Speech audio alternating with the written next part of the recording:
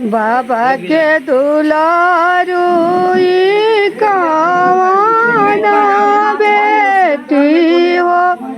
अरे बाबा दिहनी डालावा बिना त जाऊ बेटी फूला लोढ़े हो।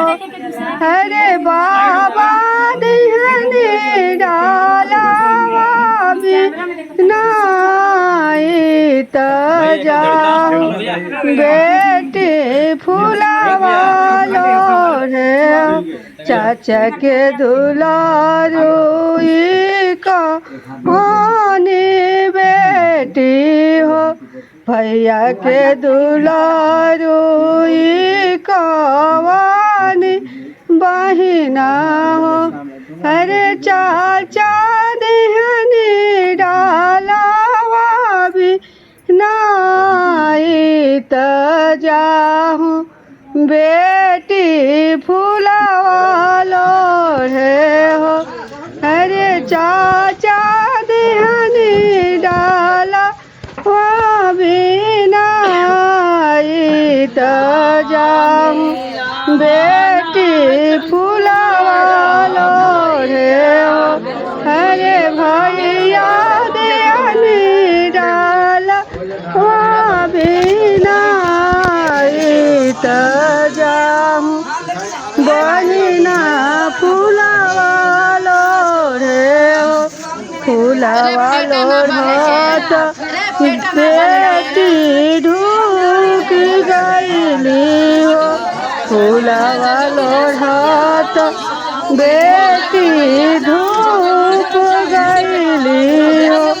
ओही बनवा भीतर फूलावा लोढ़त बेटी धूप गईली हो। ओही बनवा भीतर अरे सूते बेटिया चराई ओही बनवा भीतर अरे सूते बेटिया चरा बिछाई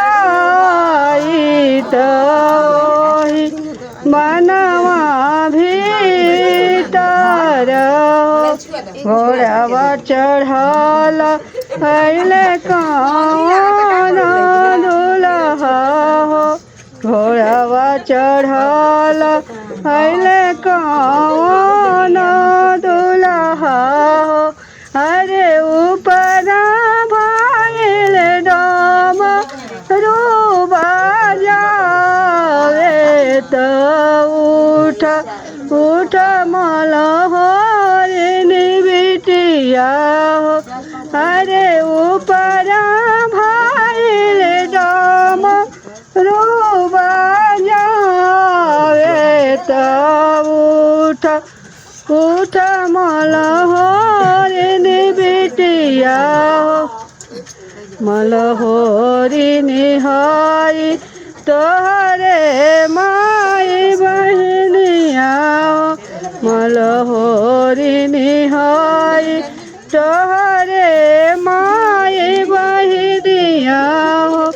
अरे हम कवन बाबा के बेटी त फूलवा लोढ़े चली आईनी हो। अरे हम कवन चाचा के बेटी त फूलवा लोढ़े चली आईनी हो। अरे हम कवन भैया के बहिनी फूलवा लोढ़े चली आईनी हो। जाहूँ तू हाउ कवन पापा बेटी हो। जाहूँ तू हाउ कवन बाबा बेटी जाहूँ तू हाऊ कौन चाचा बेटी हो, जाहूँ तू हाऊ कौन भैया बहिना हो।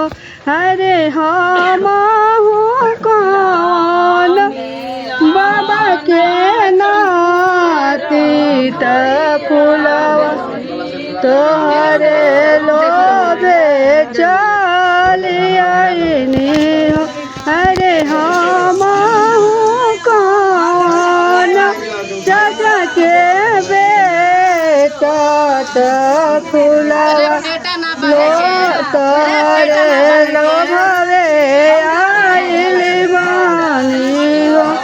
अरे हम कौन भैया के भाई त फुलवा लोढ़े आइल बानी हो। अरे हम कौन भैया के भाई त तोहर लोभे आइल बानी हो।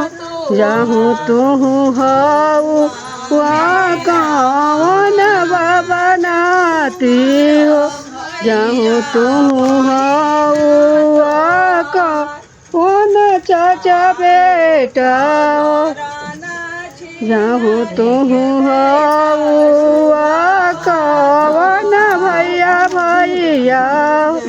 अरे मोरा आगे पोती या विचार हुए बनवा भीतर हो। अरे मोरे आगे पोती या विचार हूँ। अरे हमारा आगे पोतिया विचार हुए बनवा भीतर हो। पढ़ल लिखल सब भोर पढ़ले हो, पढ़ल लिखल सब भोर पढ़ले हो। अरे पोती मोरे छूटे लावाना रस यही बनवा भीतर। अरे पोती मोरे छूटे लावाना रस यही बनवा भीतर हो। बाबा के दुलारुई कौन बेटी हो। अरे बाबा दिहनी डाला हो बिना त जाहूँ बेटी फूलवा लोढ़े हो। चाचा के दुलारुई कौन बेटी हो। अरे चाचा दिहनी डाला बिना त